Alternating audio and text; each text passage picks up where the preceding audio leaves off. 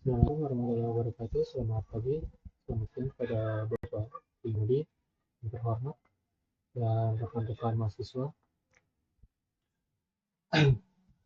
Kenalkan, nama saya Muhammad Ilham Hoiri dengan NIM 3524102440 dari kelas D243E. Pada kesempatan kali ini saya ingin mempresentasikan dasar-dasar manajemen organisasi. Oke, dengan konsep, fungsi, teori, dan praktik dalam organisasi modern. Oke, next. Daftar isi yang pertama ada konsep dasar manajemen, yang kedua fungsi dan manajemen proses manajemen, tiga teori dan pendekatan manajemen, empat struktur dan desain organisasi, lima komunikasi dan perilaku organisasi. Oke, konsep dasar manajemen yaitu memahami definisi, menglingkup, dan tujuan manajemen organisasi.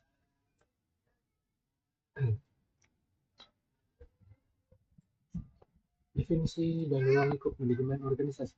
Yang pertama yaitu definisi manajemen organisasi adalah proses perencanaan organisasi, arahan, dan pengendalian sumber daya. Untuk mencapai tujuan organisasi secara efektif dan efisien, menurut Blueprint 2013, organisasi direktur mencakup studi perilaku manusia dalam konteks organisasi dan ruang lingkup, interaksi antara individu, kelompok, dan struktur organisasi melalui motivasi seluruh organisasi, melalui performance management system. Untuk tujuan sendiri, yaitu efektivitas, efisiensi, adaptabilitas, dan kepuasan anggota.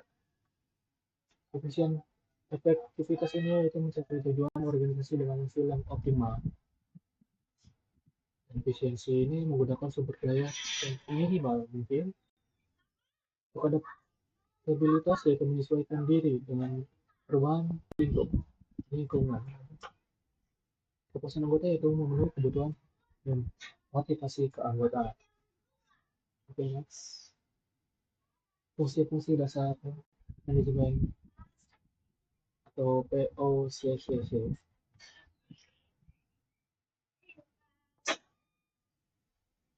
Planning atau perencanaan yaitu menetapkan tujuan organisasi dan strategi untuk mencapainya. Organisasi yaitu pengorganisasian mengatur sumber daya, tugas, dan struktur untuk pelaksanaannya. Pemimpin yaitu pemimpinannya yaitu sebagai pemotivasi, mengarahkan dan memimpin anggota organisasinya.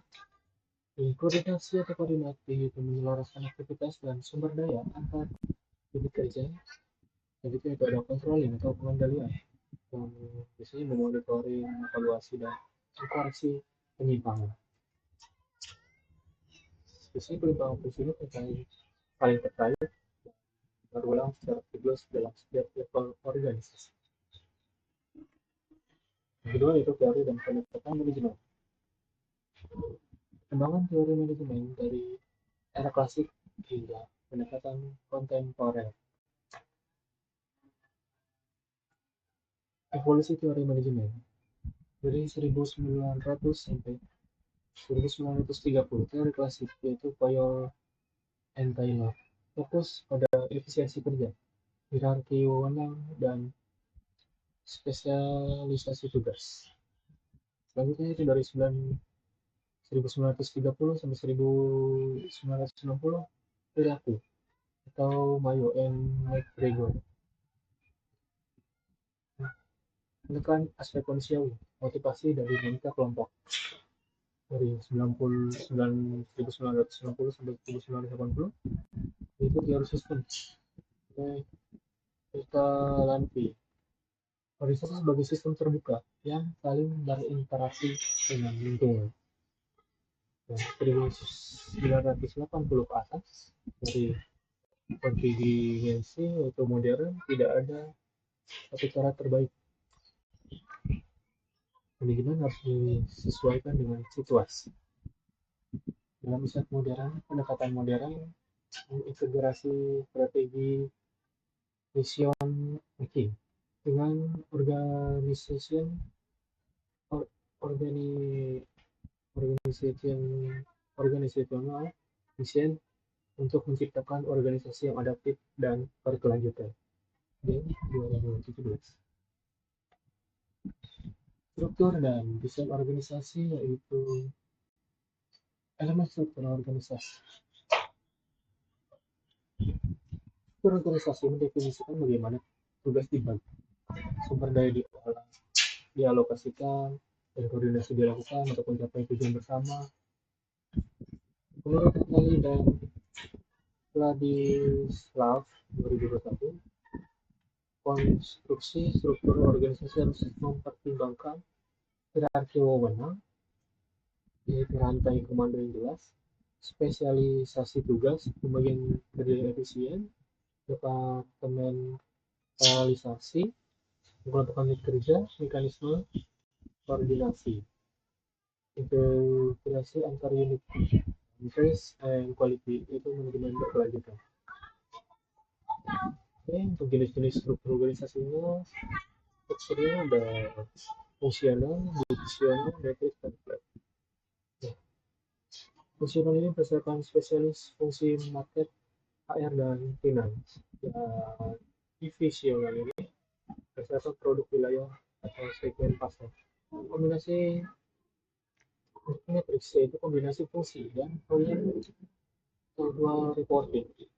Flat berarti minimal pada komunikasi langsung. Oke, next. Tiga yaitu ada komunikasi dan perilaku organisasi. Ya, memahami dinamika interpersonal dan komunikasi dalam konteks organisasi. Komunikasi dan perilaku organisasi. Komunikasi organisasi adalah proses pertukaran informasi atau ide dan makna di antara anggota organisasi tersebut. Menurut Survei Salabak 2009 terdapat 4 kompetensi komunikasi organisasi, yaitu knowledge, sensitivity, skill, dan value. Knowledge sendiri yaitu memahami konsep komunikasi antara dua arah dalam keanggotaan dan dua. Sensitivitas kesadaran konteks situasional yang tidak di sini ada itu di antara organisasi ini yang itu harus diredakan mungkin. Skill kemampuan praktisi komunikasi yaitu skill berbicara untuk organisasi tersebut. Value atau nilai-nilai etis dalam komunikasi. Nilai etis ini juga biasanya harus ditanamkan ketika kita berorganisasi, tapi harus kita menjalankan sesuai dengan adab yang ditentukan. Perilaku organisasi yaitu perilaku positif, dipengaruhi oleh kepemimpinan, motivasi, kepuasan kerja, dan budaya organisasi. Performance management yang efektif menjadi kunci keberhasilan organisasi modern.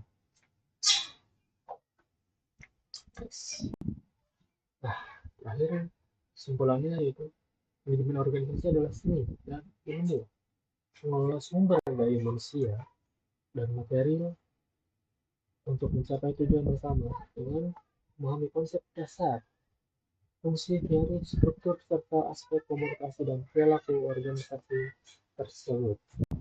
Kita dapat membangun organisasi yang efektif, adaptif, dan berkelanjutan.